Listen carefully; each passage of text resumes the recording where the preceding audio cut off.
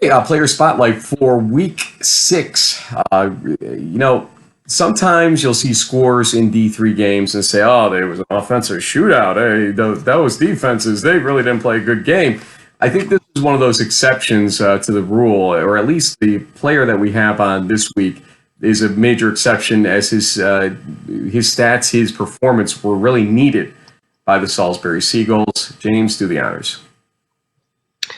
Yeah, leading the team with 10 tackles to knock off the Wesley Wolverines for the first time in a few years in that Route 13 rivalry. We'd like to welcome Patrick Bernardo, one of the senior linebackers of the now number 12 Salisbury Seagulls.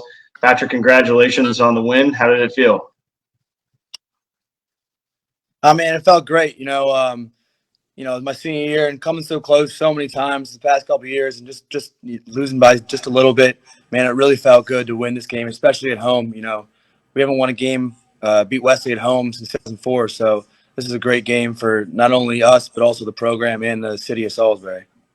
Amen to that. But you talk about close games. As well as anybody that Wesley has been winning them lately, and there was a point, I believe, in the fourth quarter where it was a one-possession game again. It was a 3-point game a bunch of times, it seems like, in the third quarter. Were you guys getting nervous at all on the sideline or on the field, for that matter, that they're going to pull one out of their hat one more time this season? And what were you telling your team during that second half as things developed? At the second half, we were just telling them, this is our game. We can choose what we want to do. Our offense really wasn't stopped all day. So once we just fixed a couple things on defense that we needed to fix, we stopped Wesley, and they really couldn't do anything.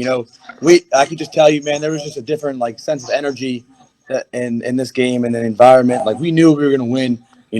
Once we got back into the game, we started off a little slow. We got back in the game, and we knew that we were going to win that game, and we took it from them. Yeah, you guys definitely had to overcome a little adversity. Looking at the stat sheet, some of the it looks like the kickoffs kind of went against you guys, and it helped the Wolverines have shorter fields. And all of a sudden, you're down 14-0 after a couple of quick scores by the Wolverines. What did you guys adjust defensively to kind of get things back on track, hold them to a few less points there in the first half to kind of make the offense have a chance to get you back into it? Well, after the first couple drives, we just had to settle down and relax, because we were really amped up. This is a big rivalry for us. It's a big game for us. We're really amped up. And so, once we got down a little bit, we just kind of had to take a breather. We adjusted which side we were blitzing from. We adjusted some of the defensive calls we had. And we were able to use those, and they worked pretty well to stop them. And we just had couple guys make some great individual plays, and we played good team defense after the first couple drives. How's this season really developed for you guys? Because we heard your coach in the past, Coach Wood, talk about the whole 2-week bye scenario, and you were at 2 games when some teams were at 4 games played. And, to come off that, you had that big Oshkosh win to guide you into the double bye that you had. But to sort of come off that, was that weird? Have you ever experienced that sort of length of time between real games before in your career? And kind of take us through how it affected your season so far, and whether or not you think it affected you coming into even the Wesley game a couple of weeks later. Yeah, I definitely never had something like that happen before. And, it kind of, as a senior and all the seniors, we were a little disappointed because we had a game that was scheduled, man. So, and then we got it, we found out the week before it that we're not going to play it. And it, kind of hurt us a little bit, because we really wanted to play 10 games. This is our senior season. But, we kind of use it as like a back to basics. It's part 2 of camp. We got back to the basics. We got back to some of the fundamental stuff we did, fundamental tackling, fundamental assignments type stuff. And I also think it gave us a good opportunity to recover and rest, because that was a tough Oshkosh game. We got after it against them, and then they're a tough team. So I think it did help a lot. It let us rest. It also let us get back to the basics, and it let us kind of just relax, because we were go since, mid-August, and then we had those 2 weeks, and it kind of let us relax and recover and, really start over again. And, we got a chance to play Montclair, who, is a tough team. But, it helped us get ready for Wesley, and then, we were able to put it all together when we played Wesley. Yeah, going back to that Montclair game, looked like it was one of those situations where, once again, you guys defensively kind of had to pull things together late. I mean, your offense scored 14 points in the fourth quarter to help, get the win. But it seems like a kind of a common theme I'm seeing with some of the games in your schedule. I mean, I know some people thought the Oshkosh game was close, but you guys were up 24-0 early in the fourth quarter. There, you held Montclair to 11 points. You effectively held Wesley to 10 points in the second half. I mean, they did get that last touchdown to make it a 7-point game with under 2 minutes to go. But basically, you guys are up 2 scores with a little time left. So, do you think the Salisbury Seagulls defense is flying under the radar, so to speak, and that you're stronger than maybe the 20 plus points per game allowed is really telling people? Yeah, I definitely think we're under the radar defense. We have, we have 5 or 6 returning starters from last year. And Coach Wood said it best. He said, "Man, we're 4-0, but we haven't played a complete game yet. Our best is yet to come. We haven't played 60 minutes of football. Against Montclair, we played 3 quarters of fantastic football, but we didn't really play well in the fourth quarter, but we still were able to come out with the win. And against Wesley, we kind of started slow, we kind of finished slow, but in the middle right there, we were playing great football. So we got to just find a way to piece together 60 minutes of football, and I think it's going to be hard for anybody to really play with us if we can do that." You say that, but Rowan is coming up next. And let's face it, this is a team that you won your first 4 games. They lost their first 4 games. Very Rowan-like, if that's an adjective, I guess. We'll make it one now. But they are a team that's hungry still. They whipped Kane pretty badly on the field on Saturday. And they've got nothing to lose right now. You've got a number 12 ranking right now. You've got Jack Crown you could be losing if you were ever to let this one go. What is Coach Wood telling you? I mean, is this one of those situations where maybe some of the younger guys see 1-4 Rowan and they're like, whatever, but the guys like you that know who Rowan is, the former beast of the and whatnot. I mean, is this where you step up and say to your team, hey, you can't underestimate them?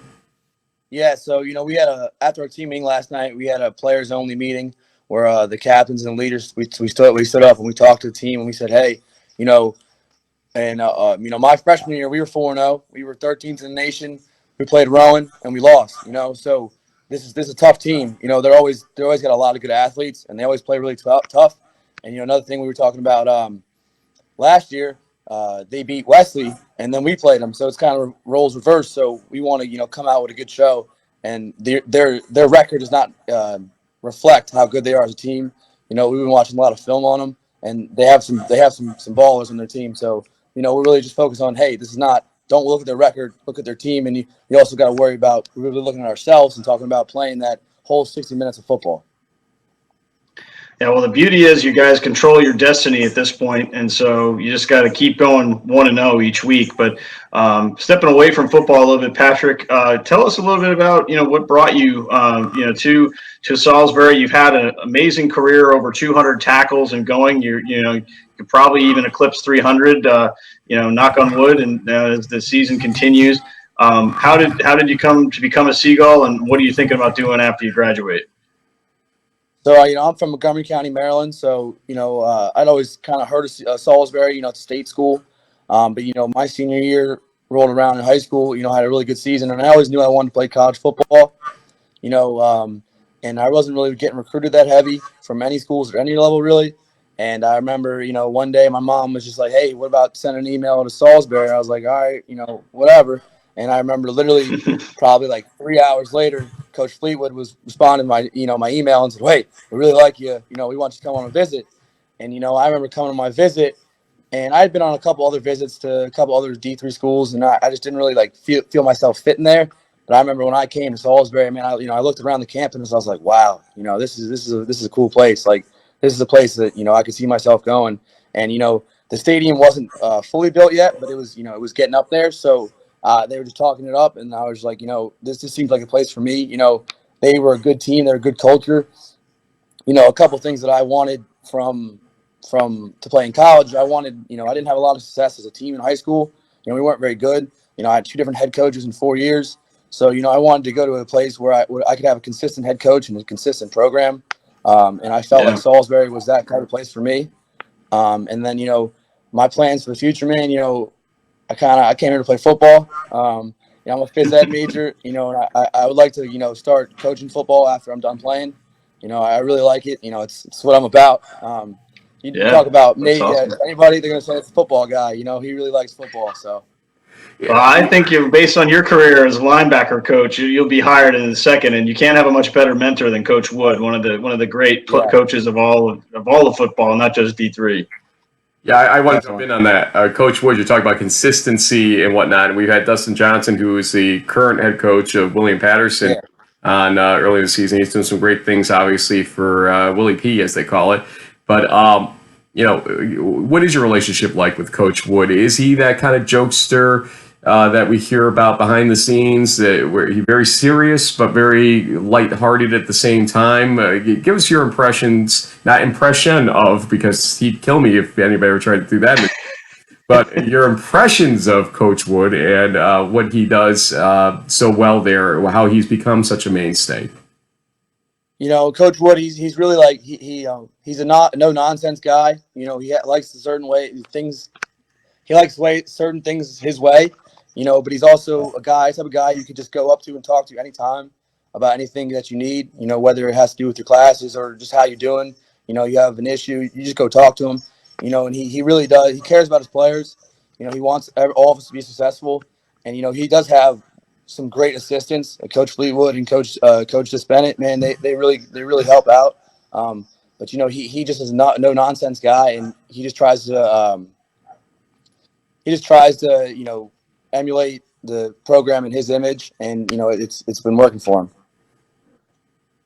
Certainly has been working for him, and I know he's a defensive coach, defensive kind of guy. He's spoken very positively when I met with him over the summer to talk about the team for D3Football.com's kickoff publication. You're a big part of that success. Like I said, almost 220 tackles in your career, and you still got a few more games left to go here. But Patrick, one of the traditions we have on In the Huddle for player guests like yourself is I like to give you the floor for any shout outs of friends, family, teammates, coaches. Sounds like you had a couple in high school. Unfortunately, you only had one in college. But Patrick Bernardo, the floor is yours for shout outs. I just want to give a shout out to all my teammates, all my Seagulls out there, former and present.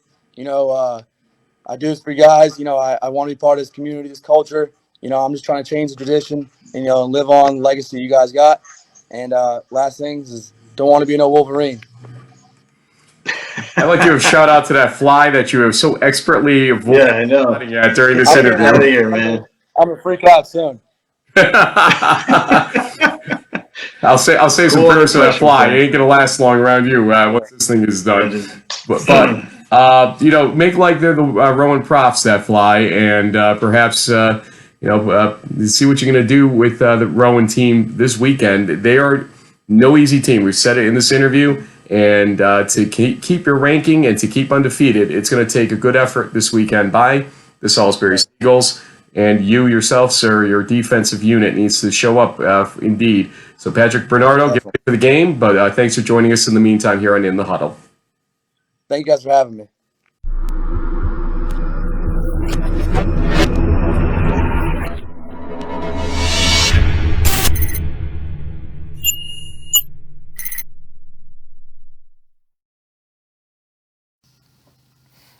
Okay, let's talk about the leader in the MAC, DelVal. Wait a minute. The leader in the MAC is not DelVal right now, at least in the overall win-loss record. There's something weird going on here. JB, what's going on here? Well, we are seeing the rise of the Colonels from Wilkes University down in Pennsylvania, and part of that change that's happening is because of a certain player who I really think is kind of the he's a little bit of a secret out there. He's the best quarterback in the East that the East region doesn't know about for some reason, because he's thrown for over 5,000 yards, rushed for over 1,000 yards, and only like 26 career games. So we'd like to welcome the leader of the Colonel's offense, senior quarterback, Jose Tabora. Congratulations on the 5-0 start, the best that Wilkes has had since 2006. Jose, welcome to In the Huddle. Thank you guys for having me. It's a pleasure to be here. This is one of the main things. Like this is awesome. I see you guys on Twitter and stuff. This is awesome. This is awesome. We've got fans. After 12 years of this, we've got fans. That's awesome. 3 years of video though. Finally. Hey, Jose, the end of the first half, our friend Gordon Mann, who covers DelVal football, was in our Slack channel on D3Football.com, and he was. I was reffing that day, but I still caught this. He's like, boy, you guys need to tune into that Albright Wilkes game because the end of the first half, it's just going crazy over there. And the game was really, when you look at it, crazy, 42-40, multiple chances for both teams to win the game. But what were you feeling at the end of that first half with all that back and forth action going on? And what was Coach telling you, Coach Drock, telling you guys in the locker room after that chaos was ensuing? Right. Yeah, like you guys said, by halftime the game was was all over. There's 3 kick returns. There's back and forth action. I had two first half interceptions that I don't like to talk about, but there was a big roller coaster ride in that first half. But coming from our past and how we came up and how we've been doing over the couple of years, adversity has been our best friend, and we like to look in the face of adversity when times get tough. I live for those games. I die for those plays when the game's on the line, and you kind of want those plays as a player. You dream of those plays. But at halftime, Coach Drock tells us what he needed to tell us and what exactly was right. It was to be at the top. You're gonna be in dogfights like that. And Albright, we knew what we were getting into last year. That game last year was crazier than the one this year. Albright always brings everything but the kitchen sink, and we were ready for it. Those long workouts when we're dying 5 a.m. on the field. That's what it's for right there, to dig those wins out. Well, Jose, you talked a little bit about adversity, and Wilkes is no stranger to that. A big reason why they brought in Coach Drock was, your sophomore season, and maybe there's a coincidence here. You guys went 0-10. Not a great season, but you only got to play in a couple of games, so I'm assuming that there was maybe an injury involved there. Obviously, since 2018, you guys are back in the win column. You've won, let's see, there's math, 11 out of your last 15 games, including the 5-0 start. So walk us through a little bit about what was going on, your sophomore season. Maybe what challenges you were dealing with, and then how does this team make this amazing turnaround from an 0 for a season to now winning so many games? Right. As you said, my sophomore year, I got to play the first game against Muhlenberg, and then the second game, the first play on offense of the second game of that season, my sophomore year, I had tore a ligament in my throwing hand on my thumb, completely tore it. It's the injury that Drew Brees has. The same injury as Drew Brees has, except mine was completely torn. His is partially torn. Mine was completely messed up. So I had to take care of that. That already put me out for the season. And then also following that, I was gonna get my shoulder fixed because my shoulder's been messed. My left shoulder's been messed up since high school. But I got that fixed in the off season too. So I underwent 2 surgeries that off season, and watching my team suffer, they went, like you said, 0-10. We went 0-10. So it really made me appreciate the game of football more and what it's like to not have it in my life. So all that extra hard work I put in countless hours to get back where I am, and it just really it helps when you have the team around you and the coaching staff that keep pushing everyone and then keep striving us for greatness. So I would say that 0-10 season really humbled me and my teammates, and it made us feel like what it like to be at the bottom. And now we're trying to climb our way to the top, and we're trying. So let me ask you a question, because a friend of mine this past weekend got a separated shoulder in just a flag football game. The question was, hey, going for surgery or not going for surgery ultimately. You went for surgery in yours, it sounds like. Is it something that you've fully recovered from? Is it something that you tell other people, hey, do it because you'll pay the price later in life if you don't? Give some people some insight about how that worked for you. Right. So it was my, like I said, it wasn't my throwing shoulder. So I was really, I wasn't thinking about it too much because my shoulder has been hurt or was hurt since high school. Wrestling. I was a big wrestler in high school. And it hurt. I got it hurt in high school. And coming into college, I would wear a brace and it would come in and out during games and stuff, nothing crazy. But when I had injured my thumb, I'm like, hey, why not get it fixed? So back to your question of whether or not it's a good idea to get it fixed. That was my second surgery I had gotten on my shoulder. The first one was in high school. That surgery did not turn out the way we wanted it to. So we needed to go to a more serious surgery. It was called a ladder J procedure. But that I have had no trouble since then. I've been stronger than I've ever been. No reoccurring injuries. Since that surgery, my shoulder's been better than it was before. They did some re-engineering on that thing, so it's all good. And I only use it to lower it, so I don't really need it for much. So. JD and I are like, oh God, I know, we're old guys. But he is lowering the shoulder. Like I said, he's already, he's rushed for over 1,000 yards in his career. He's had, I think, 3 rushing touchdowns this season. And sometimes, you gotta hold the ball and go through it. And this weekend, you're gonna be facing one of the best defenses in the conference, if not the East region. Last season, you guys were right there with the Aggies, though, to the very end. I mean, the game was in doubt until the final minute. And this year, you certainly, had some experience in winning close games. So tell us, a little bit about what the preparation has been like this week for what's kind of shaping up to be a semi-conference championship caliber game here. Right. Our focus every week remains the same to try to execute to the maximum level that we can, whether that's going to class, waking up for morning practice, going to lifts, going to meetings. It really starts with how you start your week and how you go into every day of that week. It's less to do with exactly on game day. But like you said, this game this week is bigger than the past couple weeks. But those past couple weeks were used to make this such a big game. And I feel like the preparation that we've been doing since we stepped off the field last year, the last game, has really put us in a great position for this upcoming week.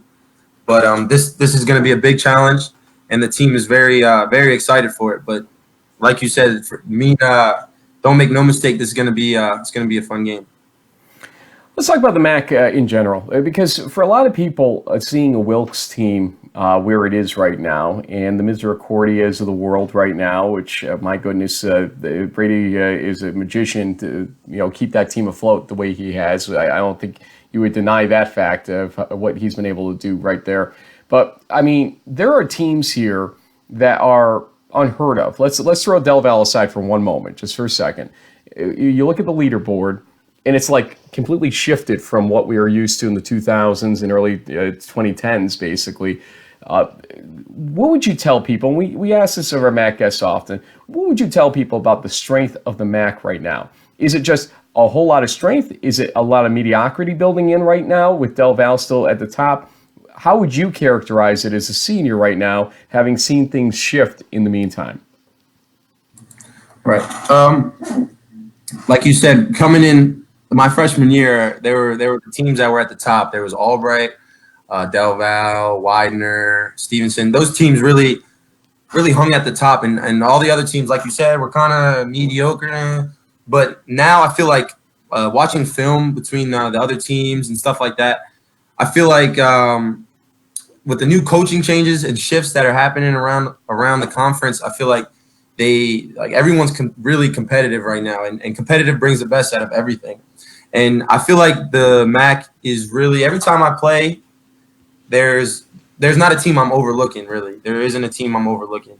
And we're not a team like DelVal and Stevenson where we have like a bunch of success in the last couple of years. So I think that really changes the way we look at games. But I'm pretty sure last week DelVal and Kings were in it until the last couple minutes. Like games like that are happening a lot more often than I was used to seeing, and I think it's just due to to competitive and everyone really wanting to be at the top more than ever, really. But I feel like there's been a lot more focus along the teams across the board, honestly. Well, one of the things that I was trying to focus on earlier, but I know since Frank lives near Manhattan, maybe he could help me out. I was trying to figure out where the heck is Egg Harbor Township. That is the most interesting name for your hometown. Like, is it named after egg? Like, was there eggs, like a plant there? Like, what is Egg Harbor? Right. I get this all the time. Honestly, I don't know why it's called Egg Harbor Township, but it's right outside of Atlantic City. I'm sure you guys know where Atlantic City is. It's only about 20 minutes, 15 minutes outside of Atlantic City. Right. And honestly, I love my hometown. It's a nice, quiet, it's a big town. It's a huge town, one of the biggest in New Jersey. But I ended up going to a private school called St. Augustine Prep, which was in Richland, New Jersey, which is, you definitely have no idea where Richland, New Jersey is. But no, Egg Harbor Township, yeah, it's a big town outside of Atlantic City. I'm trying to get this kind of drawn up here real quick because I actually found the answer as to how it got its name. We'll get to it in a moment, I think, when I'm able to save it and put it over. Learn something here. But while Frank's looking for that, Jose, tell us a little bit about so you're living outside of Atlantic City. You're close to New York. How did Wilkes University get on your radar as a school that you wanted to attend and go and ultimately play football at? Right. I wanted to attend an institution that really valued me as a person and a player. The big names, obviously walking on somewhere D1 or something like that was definitely something me and my family thought about and took into consideration. But when I visited Wilkes, there was a sense of like, hey, we could really use you as a counterpart, and I really desired a place that desired me. I like being. You could either be a small fish in a big pond or a big fish in a small pond, and I chose the latter, not for any other reasons other than I wanted to feel like I was a part of this family. I didn't want to feel like another number, another person looking. Like, I wanted to feel like I was a part of the family. And coming here, we had Trey Brown, we had other coaches here, and them leaving and us looking for a new coach really allowed me to like take on a role that I wanted to take on a leadership role that really intrigued me. So I would say basically the reason I chose Wilkes University was a perfect fit. Honestly, I know that's what everyone says, but it really truly was. They were the ones showing as much interest in me. I think we got our answer. I think we got the answer to who hired Coach Drock then, Frank. I think it was this guy right here. He must have given him the seal of approval and said, "Yep, that guy's okay to be my coach. Sign him up." Okay, so let's go back for a second here. Great Egg Harbor got its name from Dutch explorer Cornelius Jacobsen May. In 1614, May came upon the inlet to the Great Egg Harbor River. The meadows were so covered with shorebird and waterfowl eggs that he called it Erin Haven, which was Egg Harbor, named for bird eggs in New Jersey County, Atlantic. There we go. No kidding. Okay, we've all learned something. Now, I've learned something about you coming into this interview, that you have over 5,300 passing yards, I believe it is, in your career. But there's probably never been a moment like this in your Division III career where you, for the next two games, I would say, control your own destiny. Because your next two games are DelVal and Misericordia, two teams right now near the top of the standings, or at the top of the standings. The undefeateds are Wilkes, DelVal, Misericordia in the conference standings. How does that feel? I mean, and do you feel the extra weight on your shoulders? Do you thrive with that weight on your shoulders, do you feel like? And what are you telling your team here? I know you take it one game at a time, but we can't ignore that the 2-week stretch you're going to go through really will determine Wilkes and the MAC in 2019. What do you have to say about it? It's what we've been waiting for. It's what we put all the sweat, blood, and tears in for. Honestly, this is something that you really work hard for. This is not something that is just given. And I feel like that's what